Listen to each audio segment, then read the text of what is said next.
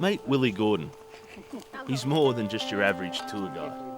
You either can eat them like that, you can crush their heads and eat them, but would you eat them when I cook them?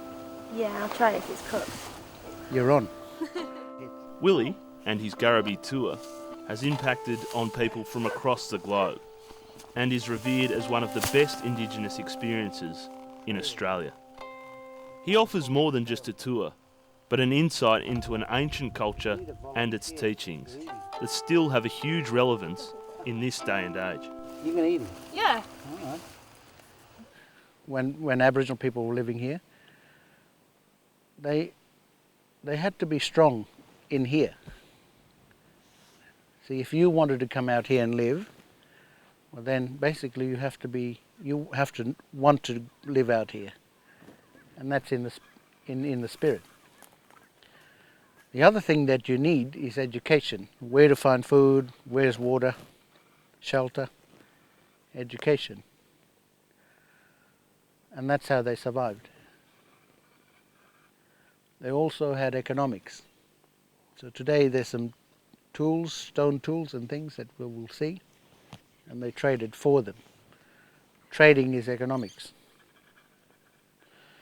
Today, in our society today, it still goes the same way. If you're strong in here, and if you have good education, then you can live in an economical society.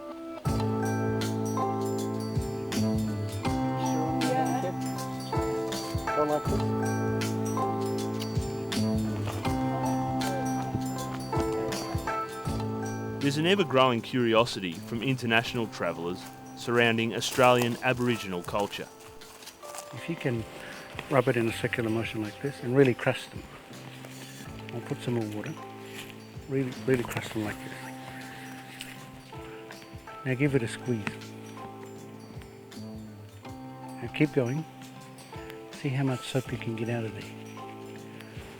However, it's the impact the tours have had in increasing understanding between Aboriginal and non-Aboriginal Australians, which is having the most profound effect. But we got two different skin.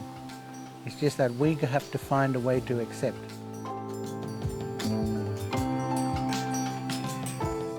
When I started, my perception of the people that wouldn't have come on my tour was Australians. And a large percentage of people that come on my tour are from Australia. So my concept of that is that Australians do want to learn.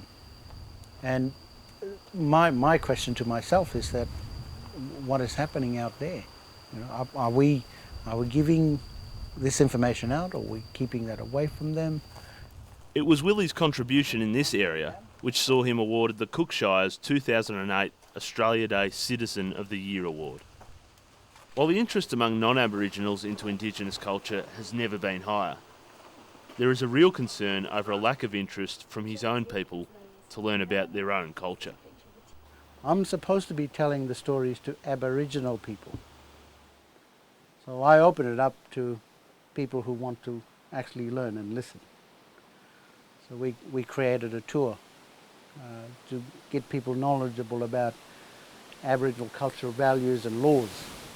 We're losing our culture quite fast. In some areas we're losing our language. That gives away our true identity of who we are. And we're adopting a lot of things, especially young people. They're starting to adopt things that are not theirs.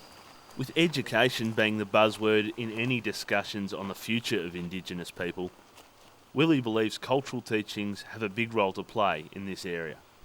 Now this man's supposed to teach us in general, teach us about wallaby, kangaroo, how to make boomerangs, how to make stone axes, how to make these baskets, and how to track. So there are certain skills that you need to obtain. The only way you can obtain that is via a teacher. Now, that's not the king, that's not the chief, that's the teacher. Because if you wanted to live out here, then you need a teacher.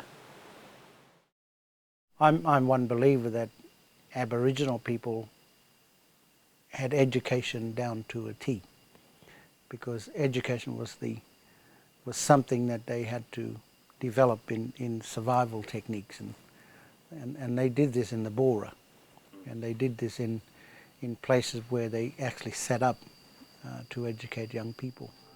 Thanks to Willie's bold move in opening these ancient rock art sites up to the public with the blessing of his people, he will ensure that their stories and teachings remain alive forever. To Aboriginal people, it doesn't matter how old they are. It's about the story it keeps. So I become the story teller or story keeper. I pass the story on to you today for you to become the storyteller. So it's an honor for me to pass that story on.